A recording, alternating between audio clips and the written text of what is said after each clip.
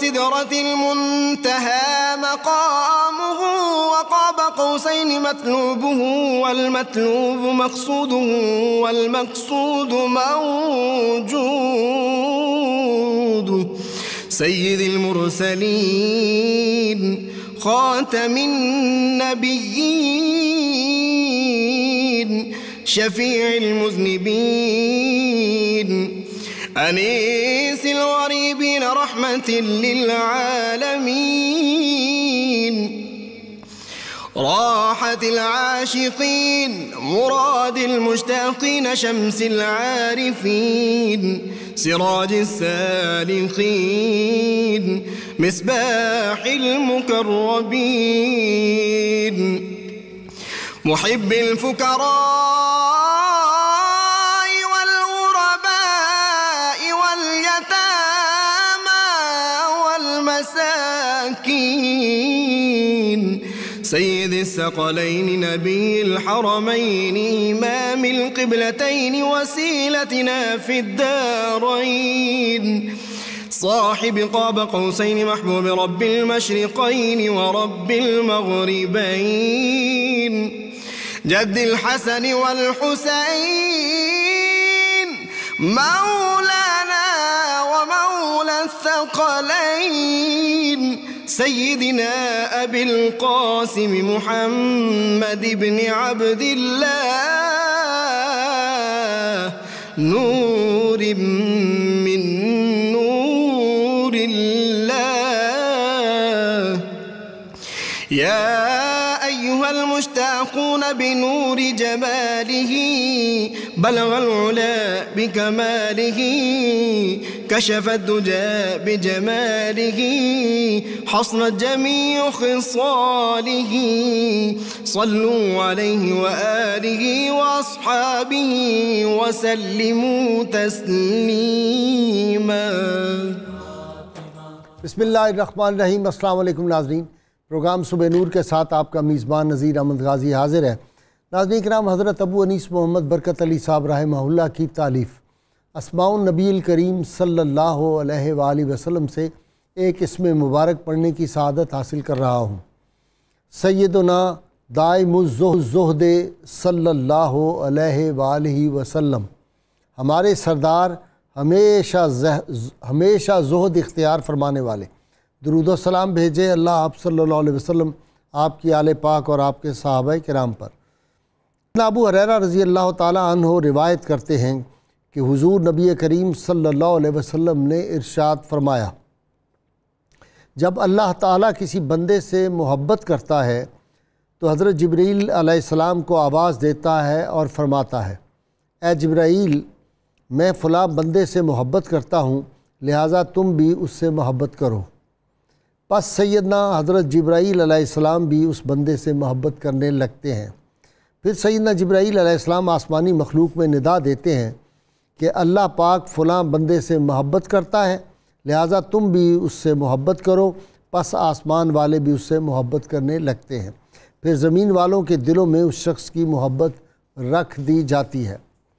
ناظرین کرام، سیدنا امام حسین علیہ السلام نے مدینہ منورہ سے روانہ ہوتے وقت مدینہ سے لے کر مکہ تک، مکہ سے لے کر کوفہ تک، اور پھر شب عاشور اور 9 محرم کو جو خطبات ارشاد فرمائے، ناظرین کرام، اس میں فصاحت، بلاغت، حکمت، تدبر، شجاعت اور پھر معانی کی گہرائی، اور یہ کیوں نہ ہو کہ ان کی رگوں میں باب العلم کا خون پاک تھا. ناظرین کرام، حضور سید عالمین صلی اللہ علیہ وسلم جو تھے، وہ فصیحان عرب جو تھے، وہ نبی کریم صلی اللہ علیہ وسلم کے سامنے اپنے سر جھکا دیتے تھے. فصاحت نبوی ان کی رگوں میں دوڑ رہی تھی، اور بلاغت سیدنا علی المرتضیٰ شیر خدا، باب العلم کی بلاغت جو تھی وہ بھی ان کے خون میں رواں دواں تھی. اور پھر ان کی تربیت جس ماحول میں ہوئی تھی، ناظرین کرام، کون علمی دنیا میں ان کا مقابلہ کر سکتا تھا. تو سیدنا امام حسین علیہ السلام نے جو خطبات مختلف مواقع پر ارشاد فرمائے، اور پھر 9ویں رات کو 9 جو تھی محرم الحرام، اس دن جو آپ نے رات کو شب عاشور جب شروع ہوئی اور آپ نے ارشاد فرمایا ہے رات کے وقت، نادی کرام وہ ایک تاریخی خطبہ ہے، اس سے اندازہ ہوتا ہے اور ان سب اعتراضات کا جواب مل جاتا ہے کہ امام عالی مقام نے اپنے ساتھیوں سے فرمایا کہ میرے ساتھی جو ہیں دنیا میں ان سے زیادہ بڑھ کے کوئی باوفا اور مخلص ساتھی نہیں ہے، اور میرے خاندان سے بڑھ کر خاندان نبوت سے کوئی خاندان نہیں ہے عظمت والا، شان والا، احترام والا۔ لیکن اس کے باوجود میں آپ سب سے دوستوں سے کہتا ہوں کہ رات کے اندھیرے میں تم خاموشی سے چلے جاؤ، چونکہ یہ یزیدی قافلہ اور یزیدی فوجیں صرف میرے خون کی پیاسی ہیں۔ اگر امام علی مقام جو تھے وہ جنگ کی نیت سے گئے ہوتے تو وہ تو زیادہ سے زیادہ لوگوں کو دعوت دیتے کہ آپ میرے ساتھ شامل ہوں اور ہمیں یہ جنگ کرنی ہے۔ اتمام حجت کے لیے آپ نے مختلف مواقع پہ ان کو اپنا تعارف کرایا۔ جب وہ تعارف کروا رہے تھے تو اس میں جلال حیدری کی ساری جو چمک تھی وہ سامنے نظر آ رہی تھی، وہ انداز، وہ بانک پن جو تھے سید علی المرتضیٰ کے وہ نظر آ رہے تھے۔ ناظرین کرام، امام علی مقام نے جس راہ حق پہ وہ گامزن تھے، جو حق کا آوازہ وہ بلند کر رہے تھے، شریعت کی پامالی ہوتے ہوئے دیکھ کے جو ان کو دکھ اور کرب تھا اس کا اظہار ان کے خطبات میں ہوتا ہے۔ آج سیدنا امام علی مقام کے خطبات مبارکہ پہ گفتگو کرنے کے لیے میرے ساتھ شریک گفتگو ہیں جناب میرے super star professor Muhammad Azam نوری، اور ان کے ساتھ تشریف فرما ہیں ہمارے اقبالیات ڈاکٹر طاہر حمید تنولی صاحب، اور آج میرے ڈپٹی سپر سٹار، آج دونوں اکٹھے ہو گئے ہیں، سپر سٹار اور ڈپٹی دونوں ہی، پروفیسر غلام محی الدین۔ اور آخر میں ناظرین کرام میں آپ کو سنواؤں گا منقبت بارگاہ امام علی مقام میں جناب الحاج اختر حسین قریشی، پاکستان کے سے سب سے زیادہ سینئر نعت خوان اس وقت ہمارے ساتھ ہوں گے انشاءاللہ تعالی، وہ بھی اپنے نذرانہ عقیدت پیش فرمائیں گے۔ جی پروفیسر اعظم نوری صاحب، سیدنا امام حسین کے خطبات، وہ تو یوں لگتا ہے کہ الفاظ نہیں منہ سے نکل رہے، موتی برس رہے ہیں، جواہرات بکھر رہے ہیں، حکمت کے موتی۔ بسم اللہ الرحمن الرحیم۔ بے شک غازی صاحب ایسے ہی ہے۔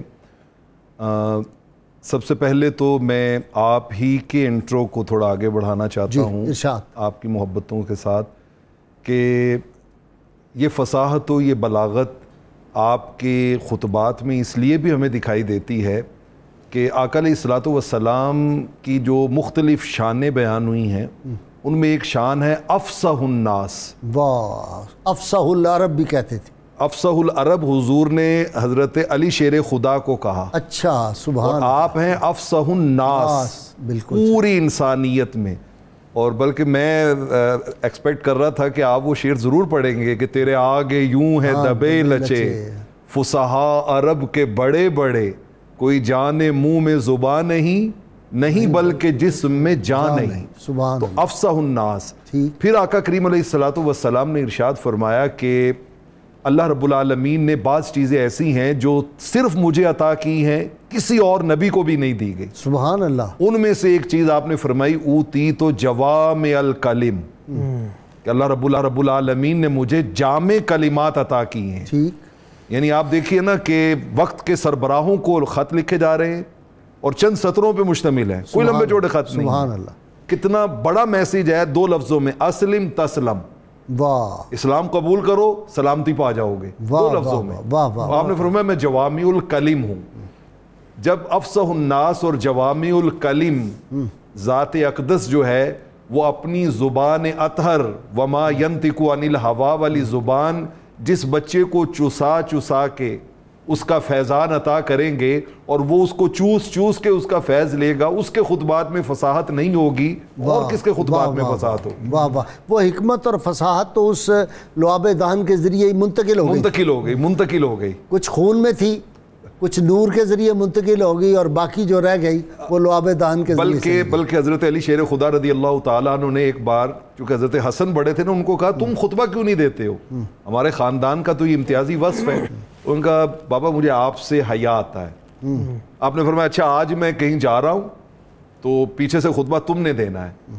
اب حضرت علی شیر خدا رضی اللہ تعالیٰ نے ڈیوٹی لگا کے آپ گئے اور جلدی واپس آ کے آپ اس مجلس کے سائیڈ پہ ہو کے کھڑے ہو گئے اور سارا خطبہ آپ نے سنا، اور خطبہ سننے کے بعد جو آپ نے اس پہ کمنٹ دیا نا، شاباش دی، پیار کیا اور اس پہ کمنٹ دیا، ذریۃ بعضھا من بعض، فرمایا یہ اولاد جو ہے یہ ایک بعض ان میں سے بعض میں سے، مطلب وہی فیض مصطفی جو مجھ تک پہنچا ہے وہ فیض علوی کے ساتھ شامل ہو کے تجھ تک پہنچ گیا ہے. سبحان اللہ. تو حضرت امام علی مقام امام حسین رضی اللہ تعالی عنہ میں آغاز کرنا چاہوں گا ان کے اس خطبہ سے جو انہوں نے مدینہ طیبہ کے گورنر کے بلانے پہ گورنر ہاؤس میں خطبہ دیا تھا. سبحان اللہ. گورنر ہاؤس میں جب انہوں نے ولید بن عتبہ نے بیعت کا مطالبہ کیا حضرت معاویہ کے وصال کے بعد کہ یزید کے لیے بیعت کا پیغام آیا ہے، تو وہاں پر آپ نے آغاز یہاں سے کیا. آپ نے فرمایا کہ یہ بیعت ایک ایسی چیز ہے لا یمکن ان تکون سرا، ممکن نہیں ہے کہ یہ چھپ کے کی جائے. حین اجتماع الناس، جب لوگ اکٹھے ہوں گے نا، فسوف ینظروا الیہ، پھر دیکھیں گے کہ اس کا کیا فیصلہ کرنا ہے، ابھی یہاں پر یہ میں بیعت نہیں کر سکتا. اس کے بعد آپ نے ان کو مخاطب کیا ایھا الامیر. یہاں سے یہ بھی پتہ چلتا ہے کہ حضرت امام حسین کا یہ جملہ کہ گورنر مدینہ کو امیر کہہ کے مخاطب کرنا بتا رہا ہے کہ وہ جو موجودہ نظام چلا آ رہا تھا صحابہ خلافت راشدہ کے بعد اس کو بدل و جان سے تسلیم کیے ہوئے تھے، مانے ہوئے تھے. یزید نے جب آ کے اس نظام کو بدلنے کی کوشش کی تب آپ نے سٹینڈ لیا، تب اس کے اوپر سٹینڈ لیا. آپ نے فرمایا وہاں پر دو چیزیں آپ نے، دو کردار پہلے دن سے آپ نے سامنے رکھے. آپ نے فرمایا ایھا الامیر، امیر میری بات غور سے سنو، انا اہل بیت النبوہ معادن الرسالہ، ہم لوگ جو ہے یہ اہل نبوت کے خاندان سے تعلق رکھتے ہیں، حضور علیہ الصلوۃ والسلام کے نبوی خاندان سے. رسالت کی کان ہیں ہم رسالت کی کان ہیں. اور اس کے فرمایا محل الرحمہ، ہم رحمت کے اترنے کی جگہ ہیں. مختلف الملائکہ، ملائکہ کا آنا جانا ہمارے گھر میں ہوتا تھا. اب ایک طرف ہم ہیں اور دوسری طرف وَيَزِيدُ فَاسِقٌ شارب الخمر مولکن فی الفسق قاتل النفس المحترمہ. فرمایا اس کا کردار یہ ہے، وہ شرابی ہے، وہ قاتل ہے، وہ اللہ کی حدود سے کھیلنے والا ہے. اور پھر ایک ایسا جملہ کہا جو قیامت تک حق اور باطل کے درمیان ایک فرق بن گیا، حد فاصل بن گیا. کہا مثلی لا یبایع مثلہ، میرے جیسا بندہ اس جیسے فاسق و فاجر کی کبھی بیعت کر ہی نہیں سکتا. تو آپ نے ایک جملے میں سارا یہ جو جملہ آپ نے کہا شہادت تک اسی جملے پہ قائم رہی. کئی کتابیں لکھ دی.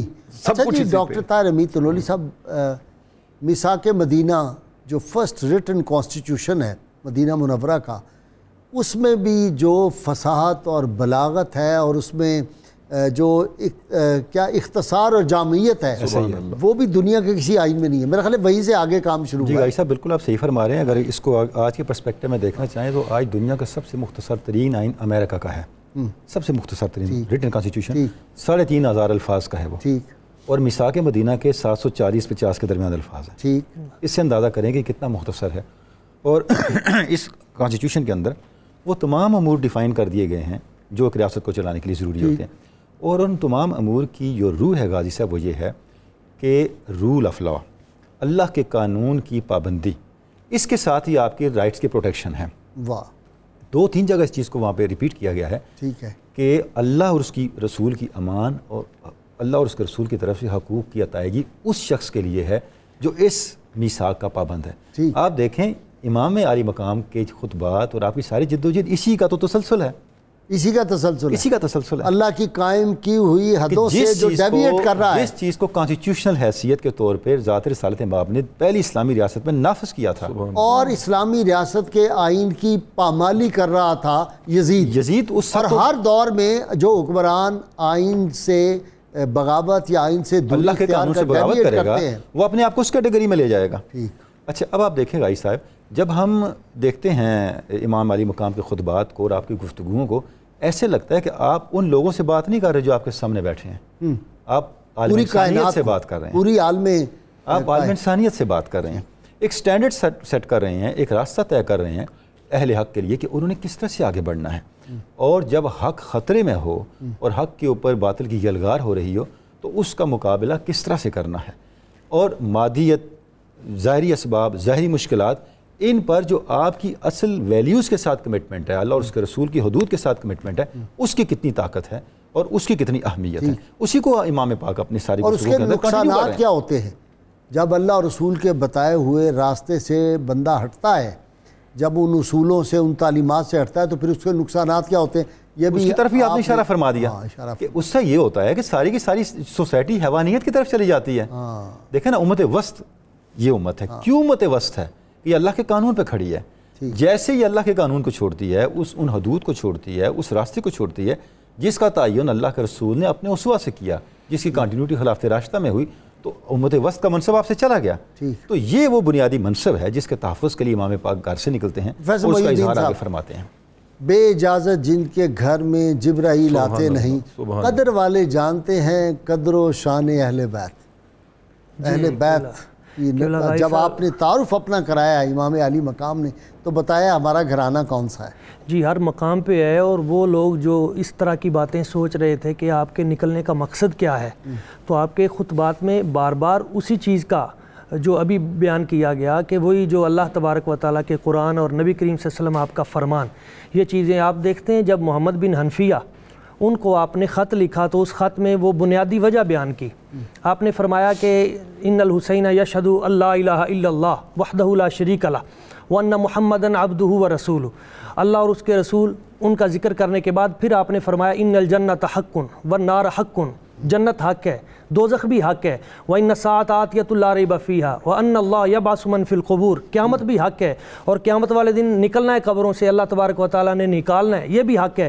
پھر فرمایا انی لم اخرج اشرا ولا بطرا ولا مفسدا ولا ظالما، میں فساد کے لیے نہیں نکلا، میں ظلم کرنے کے لیے نہیں نکلا، میں طغیان کے لیے نہیں نکلا، میرے مقاصد جو ہیں نکلنے کے وہ یہ نہیں ہے، بلکہ میں کس لیے نکلا ہوں؟ فرمایا انما، میں صرف اس مقصد کے لیے نکلا ہوں کہ لِإِصْلَاحِ امتی جدی، میرے جد امجد ان کی جو اصلاح ہے، لطلب الاصلاح، میں امت کی اصلاح کے لیے، میرے جد امجد ان کی امت کی اصلاح کے لیے، اقامت دین کے لیے، کلمہ حق کی بلندی کے لیے، اور وہ حدود جو پامال ہو رہی ہیں۔ پھر آگے آپ نے ارشاد فرمایا اس کا، فرمایا میرے نکلنے کا مقصد یہ ہے کہ ان آمر بالمعروف وانہا عن المنکر، کہ میں نیکی کا حکم دوں اور برائی سے منع کروں، یہ جو لوگ برائی کے رستے پہ چل چکے ہیں ان کو روکوں۔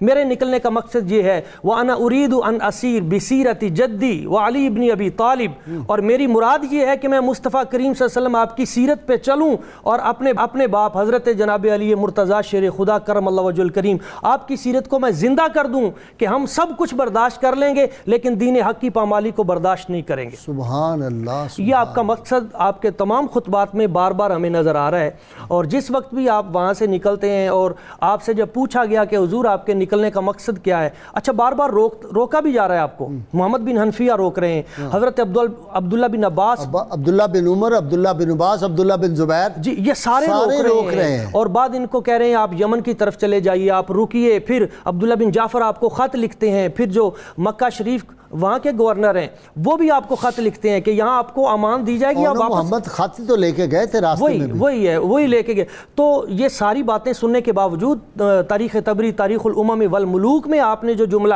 ارشاد فرمایا موجود ہے، آپ نے فرمایا کہ میں آرام کر رہا تھا اور انی رأیت رسول اللہ صلی اللہ علیہ وسلم فی المنام، میں نے نبی اکرم صلی اللہ علیہ وسلم حضور کو دیکھا، سرکار مجھے فرما رہے ہیں کہ بیٹا چلتے جاؤ، چلتے جاؤ۔ اور پھر حضور نے دعا بھی دی ہے اللہم آت الحسین صبرا و اجرا، یا اللہ اس میرے بیٹے کو صبر بھی عطا کرنا، اجر بھی عطا کرنا۔ اچھا جی پروفیسر صاحب، شب عاشور آپ نے خواب دیکھا اور آپ نے وہ بیان کیا، اور اس وقت آپ بڑے آپ دیدہ بھی ہو گئے کہ حضور سید عالمین صلی اللہ علیہ وسلم کو میں نے دیکھا ہے خواب میں، آپ فرما رہے ہیں تم جلد ہم سے آن ملو گے، یہ لفظ ہے۔ بالکل ایسے ہی ہے، خواب میں تو آقا والسلام ساتھ میں بلکہ ایک لفظ بولنا چاہوں گا کہ واقع کربلا سیدنا امام علی مقام امام حسین رضی اللہ تعالیٰ عنہ کی پیدائش سے لے کر شہادت تک محسوس یہ ہوتا ہے کہ جیسے حضور علیہ السلام ہر لمحے مانیٹر کر رہے ہیں، ہر لمحے مانیٹر کر رہے ہیں کہ میرا شہزادہ یہ ایسے ہی ہے کہ جیسے حضرت ابراہیم علیہ السلام نے کہا تھا انی اذبحک فانظر ماذا تری، کہ بیٹا میں دیکھ رہا ہوں میں تمہیں ذبح کر رہا ہوں, تیری کیا رائے ہے؟ تو انہوں نے کہا تھا ستجدنی انشاءاللہ من الصابرین. تو جیسے وہاں خلیل اللہ نے سارے معاملات کو اپنی آنکھوں سے دیکھا, یہاں پر بھی حبیب اللہ صلی اللہ علیہ وسلم نے بھی اپنے نواسے کے جملہ امتحان کو اپنی آنکھوں سے مشاہدہ کیا. ہمارا یقین ہے جی, ایمان ہے, رسول اللہ صلی اللہ علیہ وسلم سے وہ سارا ملاحظہ فرما رہے تھے. اس میں قرآن مجید پہلے دن سے ہی, ابھی چھوٹے چھوٹے ہیں تو فرما رہے ہیں کہ یہ میرا نواسہ شہید کیا جائے گا. وہاں کی مٹی لا کے دی جا رہی ہے, وہ مٹی جو ہے وہ حضرت ام سلمہ ام المومنین سلام اللہ علیہ کے سپرد کی جا رہی ہے. ان کے لب یہ جو گردن کو چوما جا رہا ہے, گردن کو چوما جا رہا ہے, اور لوگ پوچھتے ہیں کہ گالوں پہ تو بوسا, پیشانی کو چومنا تو دیکھا ہے, تو یہ تو ساری چیزیں جو ہیں وہ صحابہ کرام میں اتنی معروف ہو گئی تھیں کہ وہ اس کتاب کے جو باب اور صفحات تھے وہ لکھے جا رہے تھے ساتھ ساتھ. بالکل ایسی, بالکل ایسی کتاب کربلا کے سارے باب شروع سے ہی لکھے جا رہے ہیں, اس کی پیشین گوئی سے لے کر اور اس کے وقوع ہونے تک, جزیات. اچھا, جب آپ نے یہ خواب دیکھا نا تو آپ اٹھ کے بیٹھے ہیں. خطبات سے ہم تھوڑا ہٹ گئے ہیں لیکن وہ میں عرض کرنا چاہتا ہوں. حضرت امام زین العابدین سلام اللہ علیہ وہ کہتے ہیں کہ میں یہ بات سن رہا تھا, میں ساتھ بیٹھا ہوا تھا, سن رہا تھا, چونکہ میں بیمار تھا. پھوپھو جان جو ہے وہ میری تیمارداری میں مصروف تھیں, اور میں دیکھا تھا کہ آہستہ سی آواز میں امام پاک کچھ گنگنا رہے ہیں, تو کہتے ہیں میں نے کان لگائے نا تو آپ کچھ اشعار پڑھ رہے تھے. وہ اشعار جو تھے وہ یہ تھے, آپ یہ پڑھ رہے تھے, یا دہرو افل لک من خلیلی کم لک بالاشراق والاسیلی انما الامر الی الجلیلی وکل حی سالک السبیلی. اور بھی اشعار ہیں لیکن میں نے 4 مصرے پڑھے. مفہوم اس کا یہ تھا, اے زمانے افسوس ہے تجھ پر کہ تو کیسا انسان کے ساتھ بے وفائی کرتا ہے کہ ہر صبح ہر شام کبھی کسی دوست کو لے لیتا ہے, کبھی کسی دشمن کو لے لیتا ہے, لیکن جو پیدا ہوا اس کو, لیکن یہ فیصلہ اس رب جلیل کا ہے کہ ہر زندہ آدمی جو ہے اس نے اس راہ پہ چل کے اس کی بارگاہ میں جانا ہے. جب آپ نے یہ شعر پڑھے تو حضرت امام زین العابدین کہتے ہیں میری تو بس آہیں نکل گئی لیکن میں نے ان کو ضبط کیا. لیکن خواتین کے مسائل تھوڑے مختلف ہوتے ہیں. سیدہ زینب نے سنا نا تو اسی لمحے کہنے لگیں بھائی میرے نانا پہلے فوت نہیں ہوئے تھے, آج ان کا وصال ہوا ہے, مجھے اماں کی کمی آج محسوس ہو رہی ہے, مجھے علی حیدر شیر قرار شیر خدا کی کمی آج محسوس ہو رہی ہے, آج وہ گئے ہیں. تو اب اس لمحے بھی وہ خطبے پڑھتے جا رہے تھے. سبحان اللہ. تو یہاں پر میں غازی صاحب رکھنا چاہوں گا کہ جب مقام بیضا پہ پہنچے ہیں امام زین العابدین اور حر کے لشکر نے وہ خطبہ آپ سے سنتے ہیں, مجھے بریک کے لیے جانا ہے. وہ مقام بیضا پہ جو آپ نے خطبہ دیا ہے وہ میں سمجھتا ہوں ہر خطبہ ہی تاریخی ہے لیکن اس میں کچھ خاص باتیں ہیں بڑی اہم. ناظرین کرام آپ دیکھ رہے ہیں تذکرہ پاک ہے امام عالی مقام کے خطبات عالیہ کا, اور یہ خطبات وہ ہیں جو انقلاب بپا کر دیتے ہیں معاشروں میں. یہ وہ خطبات ہیں اگر ان پہ توجہ کی جائے تو مرے ہوئے معاشرے, مردہ معاشرے جو ہیں ان کو حیات عطا ہو جاتی ہے. ہمارے ساتھ رہیے گا. ویلکم بیک ناظرین کرام. امام عالی مقام نے اپنے خطبات میں حق و صداقت کی حق و صداقت کا آوازہ بلند کیا تھا, اور وہ جو خطبات تھے یہ انہی کا فیضان تھا کہ تاریخ اسلام میں ہم مسلسل دیکھتے ہیں جہاں کہیں کسی نے ظلم اور جبر کے خلاف آواز اٹھائی ہے اور حق و صداقت کے لیے بڑی بڑی مشکلات جو ہیں وہ صحیح ہیں, ہمارے بزرگوں نے, ہماری تاریخ اس سے بڑی پڑی ہے. وہ سارا فیضان ہے امام عالی مقام کے ان خطبات کا. کل کی بات ہے محمد علی جوہر حق کا آوازہ بلند کرتے تھے, ہم یہاں بیٹھ کے اللہ کے فضل و کرم سے ختم نبوت کی بات کرتے ہیں, ناموس رسالت کی بات کرتے ہیں, اور بددیانتی جو ہے حکمرانوں کی اس کو جو پوائنٹ آؤٹ کرتے ہیں. تو یہ صدقہ ہے سارا امام عالی مقام کا. ہمارے سامنے ان کا اسوہ ہوتا ہے کہ انہوں نے اتنے جبر کے سامنے, انہوں نے وقت کے سب سے بڑے یزید کے سامنے کلمہ حق کہا, اور ہم تو یہ چھوٹے چھوٹے جو ٹیڈی یزید آتے رہتے ہیں یا یزیدی فکر جو ہے اس کے خلاف اللہ کی توفیق سے آواز بلند کرتے ہیں اور بلند کرتے رہیں گے. جہاں ہم دیکھیں گے کہ مملکت خدا داد پاکستان کو کوئی لوٹ رہا ہے, اس کے خزانے کو لوٹ رہا ہے, تو انشاءاللہ ہم آوازہ حق بلند کرتے رہیں گے. یہ حسینیت جو ہے اس پہ ہم عمل کرتے رہیں گے. جی ڈاکٹر صاحب. جی غازی صاحب, جو جد و جہد امام پاک کی اور آپ کے خطبات ہیں ان کی ایک ڈائمنشن یہ بھی ہے کہ آپ دیکھیں کہ سیدنا علی مرتضیٰ کا جو دور خلافت تھا وہ سارا آپ کی نگاہوں میں ہے، حسنین کریمین کی. جس وقت سیدنا عثمان غنی کی شہادت ہوئی تو ایک عجیب کیفیت پیدا ہو گئی. لوگ اکٹھے ہو کے سیدنا علی مرتضیٰ کے پاس کہ ہم آپ کی بیعت کرنا چاہتے ہیں. آپ نے فرمایا اس طرح بیعت نہیں ہوتی، یہ کھلے عام کرنے کا کام ہے، چھپ کے کرنے کا کام نہیں ہے. جامع مسجد میں بیٹھیں گے، تمام لوگ آئیں گے، اس وقت فیصلہ ہوگا. آپ دیکھیں وہی بات امام پاک گورنر مدینہ کو کہہ رہے ہیں. یہ تنہائی کے فیصلے نہیں ہیں. دیکھیں یہ جو جد و جہد ہے غازی صاحب، میں اس میں دو چیزوں کا اضافہ میں معروضات کرنا چاہوں گا. اس طرح بھی توجہ کریں کہ امام علی مقام کہہ رہے ہیں کہ تم نے مجھے خط نہیں لکھا تھا، تم نے فلاں مجھے خط، ایک کا نام لے کے جب کہہ رہے ہیں. غازی صاحب وہ آگے کی بات ہے. دو چیزیں بڑی امپورٹنٹ ہے جو ہمیں واقعہ کربلا کے حوالے سے اگنور نہیں کرنی چاہیے. پہلی بات یہ ہے کہ امام پاک کا یہ سارا سفر صرف ایک مذہبی سفر نہیں ہے، پوری ایک سیاسی جد و جہد کے خد و خال بھی ہمیں بتاتا ہے. آپ نے معاشرے کا جو سیاسی چہرہ ہے، آپ کی سوسائٹی کا جو پولیٹیکل سٹرکچر ہے، اس کو آپ نے کس طرح آگے لے کے بڑھنا ہے اور اس جد و جہد کو کس طرح کرنا ہے، پہلی بات. دوسری بات غازی صاحب یہ ہے کہ اسلام جو ہے یہ روحانیت اور مادیت کو اکٹھا کرنے کا نام ہے. یہ اللہ کی تائید اور اپنی تدبیر، اس کو اکٹھا کرنے کا نام ہے. سبحان اللہ. اللہ کی رضا اور اپنی جد و جہد کو اکٹھا کرنے کا نام. سفر یزید کے خلاف ہے، ذات رسالت مآب ہر قدم پہ حسین کے ساتھ ہیں. یہ چیزیں جب تک اکٹھی نہیں ہوں گی، ہم ایک مثالی مومنانہ کردار کو لے کر آگے نہیں بڑھ سکتے. اچھا اب آپ یہ میں نے ایک چیز عرض کی، جب آپ آگے بڑھتے ہیں اب آپ کے پاس کئی آپشن ہیں. عبداللہ ابن عباس نے کہا آپ یمن چلے جائیں، وہاں بڑی سرنگیں ہیں، بڑے قلعے ہیں، بڑی پروٹیکشن کی جگہ ہیں، وہاں پہ آپ بیٹھ جائیں کسی غیر معروف جگہ پہ اور اپنی لابی بنائیں. یعنی انہوں نے ایک اچھا مشورہ دیا. یعنی عبداللہ ابن عباس نے اپنے پولیٹیکل ویژن بھی، آپ دیکھیں وہ گورنر رہ چکے، بڑی ذمہ داریوں پہ رہ چکے تھے اور سارے عالم اسلام کے حالات اور ہر شخص کی نفسیات سے آگاہ تھے. اب وہاں بیٹھیں، پورے عالم اسلام میں لوگ پہنچیں. عبداللہ ابن زبیر نے کیا مشورہ دیا؟ آپ مکہ میں رہیں، ساری دنیا یہاں آتی ہے، اپنے نمائندے مقرر کریں. اور ان کے پاس بڑی فورس تھی. اچھا غازی صاحب، بن زبیر was a very strong man. غازی صاحب بات یہ ہے ان دونوں شخصیات کا پولیٹیکلی بڑا میچور ایڈوائس ہے. اب اس ایڈوائس کو ذرا اس پولیٹیکل ایٹماسفیئر میں جا کے دیکھیں تو آپ کو اندازہ ہوگا اس کی کیا بات ہے. امام پاک کیا فیصلہ کر رہے ہیں؟ قربان جائیں. فرماتے ہیں نہیں میں ادھر جاؤں گا جن لوگوں نے مجھے بلایا ہے.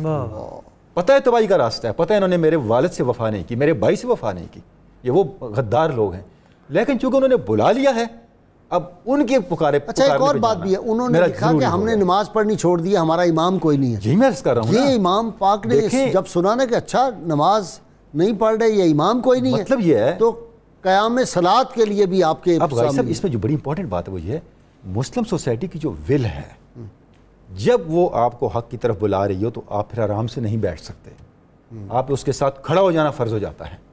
اگر اس وقت کوئی اپنے مفادات کو لے کے چاہ رہا ہو تو وہ مسلم سوسائٹی کا قائد نہیں ہے. اتنا بڑا اصول دے دیا امام پاک نے. چاہیے یہ تھا کہ مکہ میں بیٹھتے، مدینہ میں بیٹھتے، یمن جاتے، کہیں اور جاتے، پتہ ہے کیا انہیں آگے. لیکن آپ نے ان تمام آنے والی ہلاکتوں کو، آنے والے خطرات کو گلے سے لگایا اور راستے میں بھی لوگ روکتے رہے. آپ نے فرمایا نہیں، یہ اللہ کی طرف سے مقدر ہے، میں نے جانا ادھر ہی ہے. پروفیسر صاحب خطبات، جب آپ نے خطبہ فرمایا نا میدان کربلا میں، تو اس وقت جو تھے بعض یزیدی ان کی آنکھوں سے بھی آنسو رواں تھے اور گردنیں یوں جھکی سی جیسے مجرم جو ہوتے ہیں ان کی گردنیں جھکی ہوتی. جی وہ تسلیم کرتے تھے اور انہوں نے جس وقت پہلی مرتبہ آپ سے آ کے پوچھا کہ آپ کے نکلنے کا مقصد کیا ہے تو آپ کی وہ جو عبارت ہے خطبے کی وہ بالکل واضح ہے. اچھا آپ نے فرمایا انی سمعت رسول اللہ صلی اللہ علیہ وسلم، میں نے نبی اکرم صلی اللہ علیہ وسلم آپ کی ذات ببرکات سے سنا ہے، من رآ سلطانا جائرا مستحلا لحرم اللہ ناقدا لعہد اللہ مخالفا لسنت رسول اللہ، تم میں سے جو کوئی ایسے ظالم حکمران کو دیکھے جس نے اللہ کی حدود کو توڑ دیا ہو، اللہ کے عہد کو توڑ دیا ہو، نبی پاک صلی اللہ علیہ وسلم کی سنت کی مخالفت کر رہا ہو اور اس کے بعد وہ عدوان اور اسم گناہ اور ان چیزوں کو وہ معاشرے میں فروغ دے رہا ہو، ان بنیادوں کو، تو نبی اکرم صلی اللہ علیہ وسلم حضور کا فرمان کیا ہے؟ فلم یغیر بھی، فرمایا اس وقت وہ آدمی جس نے یہ ساری برائیاں، یہ معاملات دیکھے اور وہ چپ رہا، بیٹھا رہا، اس کے خلاف کھڑا نہ ہوا کسی اعتبار سے بقول او فعل، نہ تو اس نے اپنی زبان ہلائی اور نہ اس نے عملاً کوئی اس میں شرکت کی، یہ دونوں کام نہ کیے، تو آپ نے فرمایا فَلْيُدْخِلْ مَدْخَلَهُ، اللہ تبارک و تعالیٰ اس ظالم بادشاہ کے ساتھ اس کو گرائے گا اسی مقام پہ، اس کے جتنے جرم ہیں وہ اس کے جرم قرار پائیں گے، اس کے مظالم اس کے مظالم قرار پائیں گے، یہ تمام معاملات۔ تو میں نے نبی کریم صلی اللہ علیہ وسلم کی ذات وبرکات سے یہ بات سنی ہے، اب میں نے جو دیکھا ہے وہ بیان کیا کہ ان ہؤلاء قد لزموا طاعت الشیطان وترکوا طاعت الرحمن، میں یہ دیکھ چکا ہوں کہ انہوں نے شیطان کی اطاعت شروع کر دی ہے، وترکوا طاعت الرحمن، اور اللہ تبارک و تعالیٰ کی اطاعت کو ترک کر دیا ہے، واظہروا الفساد، اور معاشرے میں فساد پیدا کر دیا ہے، وعطلوا الحدود، اور اللہ کی حدود کو معطل کر دیا ہے، واستأثروا بالفیء، اور انہوں نے مال فیء جو ہے یہ اپنے گھروں کی جاگیر بنا لی ہے۔ یہ تمام چیزیں دیکھنے کے بعد پھر آپ نے جو جملہ فرمایا وہ یہ ہے کہ وحرموا حلال اللہ وَأَحَلُّوا حرام اللہ، اللہ کی حرام کردہ چیزوں کو اس نے حلال کر دیا ہے اور حلال کردہ چیزوں کو اس نے حرام کر دیا ہے۔ تو اس صورتحال میں آپ نے فرمایا سب سے بڑھ کے جس شخصیت پہ آج پوری دنیا میں کھڑے ہونے کا حق بنتا ہے وہ میری ذات ہے۔ واہ، تو مجھے تم لوگوں نے خط لکھے ہیں، تم نے اپنے سفیر بھیجے ہیں، میں تمہارے بلانے پہ آیا ہوں، تم لوگوں نے مجھے دعوت دی ہے، اس دعوت پہ میں یہاں پہ آیا ہوں، اب تم نے جو وعدہ کیا تھا وہ وعدہ وفا کرو اور اس معاملے میں میرا ساتھ دو، اس لیے کہ اس کے خلاف کھڑے ہونا اب لازمی ہو چکا ہے۔ تو یہ آپ کے یہ فرمانا کہ اگر تم اب میرے ساتھ تم اس سے پھر گئے وعدے سے تو میں واپس چلا جاتا ہوں۔ بالکل اسی طرح آپ نے یہ بھی پھر فرمایا۔ اس سے مراد یہ ہے پھر وہ اقتدار والی جنگ والی تو بات نہیں تھی، وہ تو بنیادی باتیں تھی۔ بالکل فیصلہ بالکل غازی صاحب ایسے ہی ہے۔ میں بلکہ یہاں پر آپ کے سامنے جو مقام ذی حسم پہ آپ نے خطبہ دیا نا، اچھا ہر مقام پہ آپ خطبے کا موضوع بدلتے گئے ہیں۔ جی بالکل درست ہے، تربیت کے لیے نا، صرف پہلے وہ جو حمد باری تعالیٰ ہے وہ کرتے ہیں، اللہ کی حمد و ثنا وہی کرتے، اور درود پاک یہ پڑھ بھی کے بتاتا ہے کہ اگر ان کا مقصود اقتدار ہوتا نا تو ہر جگہ پہ بات ایک ہی ہوتی، بالکل صحیح، بات ایک ہی ہوتی ہر جگہ پہ نا۔ 10 خطبات ہیں تو 10 میں ایک ہی بات ہوتی، نہیں۔ آپ ان کے مکہ مدینہ منورہ سے لے کے کربلا کی شہادت تک کے خطبات پڑھ رہے ہیں، ہر خطبے میں آپ نے موضوع بدل دیا ہے۔ واہ واہ، مقام ذی حسم پہ جو آپ نے خطبہ دیا ہے، فصاحت بھی ناز کرتی ہے، فصاحت بھی ناز کرتی ہے، بلاغت بھی ناز کرتی ہے، بے شک ایسے ہی وہاں پہ جو آپ نے خطبہ دیا ہے نا، اس میں مضامین قرآن میں سے آپ نے ایک خاص موضوع چنا ہے اور وہ ہے دنیا کا فانی ہونا۔ دنیا کا فانی ہونا، اس کو آپ نے چنا اور اس کے اوپر آپ نے گفتگو اور کلام کیا۔ آپ نے فرمایا ان الدنیا تغیرت، دنیا کے حالات بدلتے جا رہے ہیں، وتنکرت، اس کا مکروہ چہرہ سامنے آتا جا رہا ہے، ولم یبقى منها الا صبابۃ کصبابۃ الاناء، اور ان کا دنیا میں اب نیکی بس اتنی رہ گئی ہے جتنا کسی برتن کے اندر کوئی تری یا رطوبت باقی رہ جاتی ہے کھانے کے بعد، بس اتنی رہ گئی ہے۔ اللہ، او کا کیا تمثیل ہے، کیا تمثیل ہے، یہ فصاحت و بلاغت ہے۔ او کا خسیس العیش فی المرء الوبیل، یا اس چراگاہ کی طرح نیکی بن کے رہ گئی ہے کہ جس میں جراثیموں کے مارے ہوئے بے فائدہ گھاس کے علاوہ کچھ باقی نہیں بچا، کچھ باقی نہیں بچا۔ آپ نے یہ مثالیں دے کے اس کے بعد آپ نے فرمایا کہ میں اس لیے نکلا ہوں، اس دنیا کے لیے نہیں نکلا، بلکہ آپ نے فرمایا یہ دنیا تو اللہ نے خلق الدنیا للبلاء وَأَهْلَهَا لِلْفَنَا، دنیا کو اللہ نے پیدا کیا ہے اپنا آزمائش کے لیے اور دنیا والوں کو بنایا ہے امتحان، فنا، دنیا بنائی ہے آزمائش کے لیے اور دنیا والے ہیں فنا ہونے کے لیے، سب نے چلے جانا یہاں سے۔ لیکن یاد رکھو وَتَزَوَّدُوا فَإِنَّ خَيْرَ الزَّادِ التَّقْوَىٰ، یہاں سے لے کے چلو زاد سفر تقویٰ کا، جو اصل میں تمہارے وہاں پہ کام آنے والا ہے۔ اور ویسے بھی آپ قرآن مجید میں دیکھیے جو آپ کے خطبات کا مرکزی عنوان ہے نا، وہ کنتم خیر امت کی لاج رکھنا ہے۔ قرآن مجید نے کہا نا سورہ آل عمران میں کنتم خیر امت اخرجت للناس تأمرون بالمعروف وتنہون عن المنکر، اور اس کی حضور نے وضاحت کی تھی کہ من رأى منکم منکرا فلیغیرہ بیدہ، اگر جنت کے جوانوں کا سردار اس برائی کو ہاتھ سے نہیں روکے گا تو کون روکے گا؟ اور کون روکے گا؟ لہٰذا اس لیے یہ کہہ دینا کہ یہ کوئی اور مقصد تھا اور مقصد نہیں تھا، بنیادی طور پہ یہ وہ ادھر کہا کہ جو اس کو دیکھ کے دل میں برا سمجھتا ہے وہ اضعف الایمان ہے، اور جو ہاتھ سے روکتا ہے وہ اکمل الایمان ہے. تو اکمل الایمان اسی کو جچتا ہے جو جنت کے جوانوں کا سردار ہے. تو آپ نے جگہ جگہ پہ وہاں پر دنیا کی بے ثباتی اور اس کی طرف، بلکہ آپ نے جو صبح عاشور نماز فجر کے بعد آپ نے جو خطبہ دیا نا، اس میں دنیا کی بے ثباتی کی طرف متوجہ کرتے ہوئے کہا، آپ نے فرمایا یہ دنیا تو انسان کے لیے ایک پل کے سوا کچھ نہیں ہے، جو دنیا کی رنج و مصیبت سے آپ کو رہائی دلا کے اللہ کی ہمیشہ کی نعمتوں کی طرف لے کے جاتی ہے. سبحان اللہ سبحان. اور ایسا اس جملے نے ان 72 نفوس قدسیہ میں ایسی جان بھر دی کہ پھر حضرت زہیر بن کین یہ بھی کہتے ہیں کہ حضور آپ کہتے ہیں ہم چلے جائیں، یہ ایک جان ہے نا، خدا کی قسم اگر مجھے 1000 بار بھی بار بار کاٹا جائے، پھر زندہ کیا جائے، پھر مارا جائے، اور 1000ویں بار پوچھا جائے اب امام کا ساتھ دو گے، تو زہیر کہے گا ہاں میں اب بھی امام کا ساتھ دوں. واہ واہ. تو یہ حبیب ابن مظاہر کے بھی اسی طرح کے الفاظ ہیں. بالکل اسی طرح. دیکھیں جو سعید روحیں تھی نا، وہ ایسے ساتھ چپک گئی جا کے، بالکل ایسے وہ جیسے مقناطیس نہیں اپنے آپ کھینچتا لوہے کو، بالکل یہی کیفیت رہی ہے امام پاک. ہٹا نہیں کوئی. آپ والی اصطلاح ہے حق و باطل کا معیار بننا تھا، تو یہاں بھی حسن انتخاب تھا. حسن انتخاب تھا. ان ہستیوں کو چن لیا گیا تھا جنہوں نے قیامت تک کے لیے حق و باطل کا معیار بننا تھا. میں تو ان کے مزارات پہ گیا ہوں جی، الحمدللہ ان کے مزارات پہ بھی جا کے سلیوٹ کیا. میں نے کہا جناب آپ نے جو وفا کے معیار مقرر کر دیے وہی ہے جی، سامنے ہمارے ہوتا ہے. لوگ کہتے ہیں کہ ہر جو اقتدار کی طرف جانا چاہیے، اقتدار والوں کی جا کے خوشامد کرنی چاہیے. میں کہتا ہوں نہیں بھائی، کوئی کسی دربار کا پجاری کو کسی دربار کا منگتا ہے، ہم ایک ہی دربار کے منگتے خالی ہاتھ نہ لوٹے، کتنی ملی خیرات نہ پوچھو. ان کا کرم پھر ان کا کرم ہے، ان کے کرم کی بات پوچھو. جی ڈاکٹر صاحب. جی گائز صاحب بالکل. تو امام پاک کی جو جد و جہد ہے جس پہ ہم گفتگو کر رہے ہیں، بہت سے جو ہمیں عملی زندگی کے حوالے سے اور ایک مومنانہ کردار کے حوالے سے جس طرف لے کے آتے ہیں، جو یقین ہے غیر معمولی یقین، یہ مومنانہ کردار کا بلڈنگ ہوتی ہے، اس سے آپ کی مراد یہ. بالکل بالکل. اچھا اب یہ یقین کہاں سے آ رہا ہے؟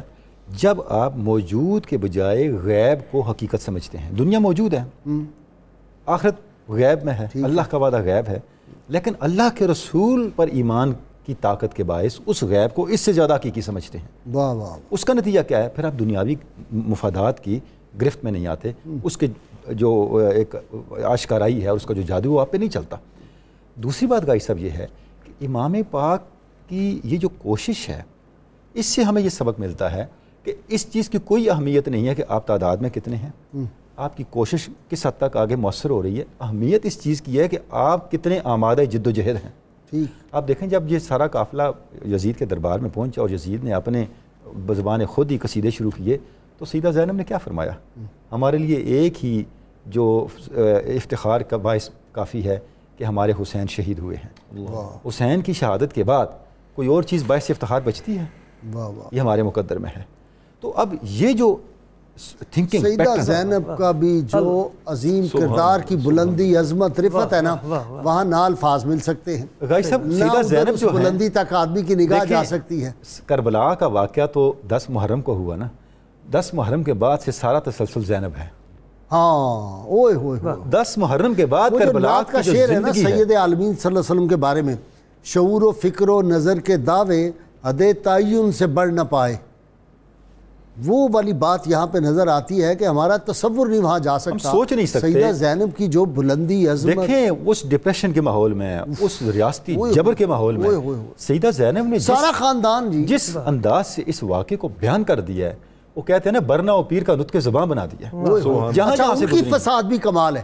جب روضہ نبوی صلی اللہ علیہ وسلم پہ گئی ہیں تو وہ جو انہوں نے فکرے کہے انہوں نے مار کے رکھ دیا. انہوں نے کہا کہ یا رسول اللہ صلی اللہ علیہ وسلم میں گود بری، میں حسین کے ساتھ گئی تھی اور علی اکبر کے ساتھ گئی تھی، قاسم میرے ساتھ تھا، آج اماں جان ہمارے ساتھ نہیں ہے، یا نانا جان آج وہ ہمارے ساتھ نہیں ہے. وہ جس طرح انہوں نے الفاظ، وہ ہم تو بیان نہیں کر سکتے، مفہوم ہی عرض کر سکتے ہیں نا، وہاں پہ بس کلیجے چر جاتے ہیں. یہ وہی فیض قبلہ غائی صاحب، وہ ایک شعر ہے، آیات حق کی چھاؤں میں عصمت کا پھول تھیں، زینب کہیں علی تھیں کہیں پر بطول تھیں. یہی رنگ ہمیں نظر آ رہا ہے یہاں پر بھی. اور آپ کے جو القابات ہیں، عقیلہ بنی ہاشم، عابدہ آل علی اور ثانی زہرا، چوتھا آپ کا لقب ہے ام المصائب. اب دیکھیں یہ جو صبر کی ان کی ذات، اچھا کہتے ہیں شبیہ بھی سیدہ خدیجۃ الکبریٰ کی تھی، بالکل وہی شبیہ، انداز چال کا بھی وہی تھا، انداز بھی وہی، آپ کا انداز تکلم بھی وہی. اور پھر دیکھیں کہ کتنا بڑا صبر ہے، سب سے پہلے نانا جان کا، پھر اپنی والدہ سامنے گئی، والد کی وفات، پھر والد گرامی، پھر امام حسن، پھر اس کے بعد یہ سارا امام حسن، امام حسین، اور سارا اپنے صاحبزادے اور اپنے بچے، اور پھر وہاں پہ جا کے جو آپ کا خطبہ دینا اور وہاں پہ کھڑے ہونا دربار یزید میں، اور پھر ہوش و حواس نہیں رہتے جی، ہوش و حواس قائم رکھنے، اپنا پورا تعارف کرانا اور جرأت کے ساتھ بات کرنا وہاں پہ. اور پھر آپ کے آگے دیکھیے امام پاک کے لخت جگر امام زین العابدین، وہ ایک بات حق و باطل کے لیے واضح کر دیتے. جس وقت آپ نے کہا نا، یزید نے کہا کہ جی اب بتائیے، اب جو ہونا تھا ہو گیا، تو کہا اب جو ہونا تھا ہو گیا، پھر ایک دو چیزیں ہیں. کہا کون سی؟ کہا ایک تو یہ ہے کہ یہ سارا قافلہ واپس بھیجا جائے مدینہ شریف، سر انور میرے حوالے کیا جائے، اور جن لوگوں نے یہ کام کیا ہے وہ میرے حوالے کیے جائیں. اس نے کہا یہ تو نہیں ہوگا. کہا پھر آج خطبہ مجھے دینے دیا جائے. یہ دیکھیں ان کی اولاد کا بس، خطبے کا موقع دیا جائے. تو جس وقت امام زین العابدین، ایک روایت کے مطابق 14 سال کی عمر ہے اور ایک قول کے مطابق 22 سال کی عمر ہے، آپ نے خطبہ شروع کیا اور بتایا لوگوں کس کو میرے کریم آقا صلی اللہ علیہ وسلم حضور نے جنتیوں کا سردار کہا تھا، کس کے بارے میں فرمایا تھا، احبوا لی اہل بیتی لحبی، میری محبت کی وجہ سے میرے اہل بیت کا. جب یہ بیان کیا تو لوگوں کی چیخیں نکلنی شروع ہو گئیں، کھڑے ہو گئے، انقلاب لگا تھا، انقلاب نہ آ جائے. یہی صورتحال تھی. تو یزید نے جلدی اذان پڑھو، مؤذن سے کہا اذان پڑھو، اس نے کہا اللہ اکبر اللہ اکبر. جب یہ پڑھا تو آپ نے کہا یہ ٹھیک کہا ہے، یہ تم نے ٹھیک کہا ہے، اللہ ہی اکبر ہے. امام زین العابدین نے، اس نے کہا اشہدو ان لا الہ الا اللہ، میں گواہی دیتا ہوں. تو آپ نے فرمایا یہ بھی ٹھیک کہا ہے، وہی ذات ہے جو عبادت کے لائق ہے. جب اس نے کہا نا اشہدو ان محمد رسول اللہ، تو آپ نے فرمایا مؤذن یہاں ذرا ٹھہر جا، اور کہا یزید اب بتا مجھے یہ تیرے نانے کا نام لیا ہے یا میرے نانے کا نام لیا ہے؟ تو کہتا تھا کہ یہ سب کچھ اب میں جیت گیا ہوں، لیکن قیامت کی صبح تک جو نام گونجے گا کائنات میں وہ انہی کے نانے کا نام ہے. یہ آپ کا وہ وصف ہے اس پورے خاندان کا، یہ خطابت کا. اور پھر آپ کا جو ایک جملہ ہے وہ ان تمام چیزوں پہ واضح کر دیتا ہے. حضرت امام علی مقام ایک منٹ ہے بریک کے لیے جانا. امام حسین آپ نے فرمایا تھا الموت فی عز خیر من حیات فی ذل.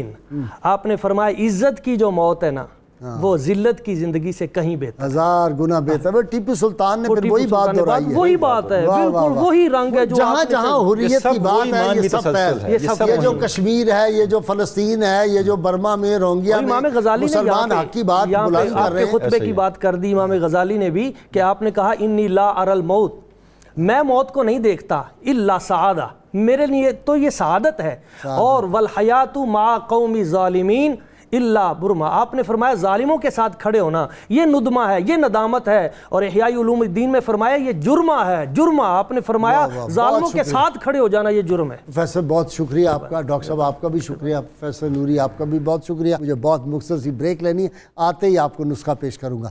جی ویلکم بیک ناظرین اکرام. کتاب الشفا سے نسخے کا وقت ہو گیا. دل کی سختی کو دور کرنے کے لیے جو شخص روزانہ ہر نماز کے بعد 100 مرتبہ یا رحمان کا ورد کرے گا، اس کے دل سے ہر قسم کی سختی اور غفلت دور ہو جائے گی. اور شرط یہ ہے کہ اول و آخر 11 مرتبہ کوئی بھی درود پاک جو آپ کو آتا ہو وہ ضرور پڑھیں. سید علی مرتضیٰ شیر خدا فاتح خیر ارشاد فرماتے ہیں، اللہ کے نزدیک کسی انسان کی عزت جتنی زیادہ ہوتی چلی جاتی ہے اس کا امتحان بھی اسی قدر سخت ہوتا چلا جاتا ہے. ناظرین اکرام، اللہ کریم سے دعا ہے اللہ تعالی ہمیں نبی عالمین صلی اللہ علیہ وسلم کی غیر مشروط محبت اور لامحدود وفاداری نصیب فرمائے، چونکہ یہی جوہر ایمان ہے. اور اللہ تعالی ہمیں اہل بیت اطہار کی محبت، ان کی عقیدت اور ان کا ادب کرنے کی توفیق عطا فرمائے. ناظرین اکرام، سید عالمین صلی اللہ علیہ وسلم نے ارشاد فرمایا کہ میں تمہارے درمیان 2 چیزیں چھوڑ کے جا رہا ہوں، ایک اللہ کی کتاب اور ایک اپنی اطرت، میرے اہل بیت. اگر ان دونوں کو تم پکڑے رکھو گے تو کبھی گمراہ نہیں ہوگے. اس لیے اہل بیت اطہار کی محبت اور ان کا ادب اور احترام لازم ہے، اس کے بغیر ایمان مکمل نہیں ہو سکتا.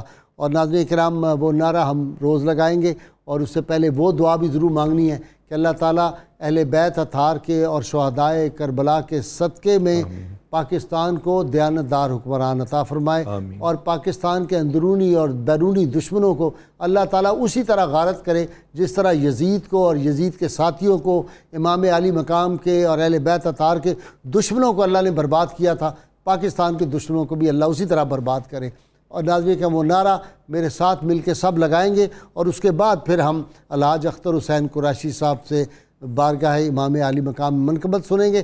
میرے ساتھ مل جائیے سب ناظرین، سامعین، میرے مہمان، سب مل کے نعرہ لگائیں، پاکستان کا مطلب کیا؟ لا الہ الا اللہ محمد الرسول اللہ۔ جی اختر حسین قریشی صاحب۔ حسین کا وہ کہیں ذکر کوئی بات چلے،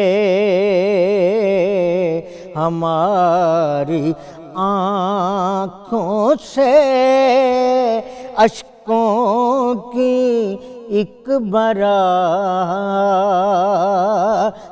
چلے، ہماری آنکھوں سے اشکوں کی ایک برات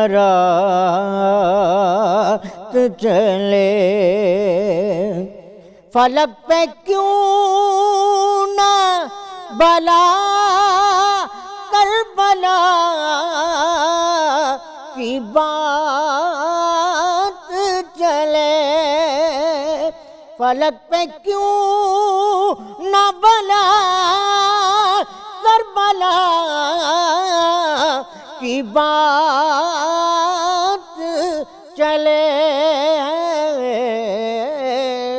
غم حسین میں تارے تمام رات چلے، غم حسین میں تارے تمام رات چلے، ملی نہ بوند بھی پانی کی تشنا کاموں کو، ملی نہ بوند بھی پانی کی تشنا کاموں کو،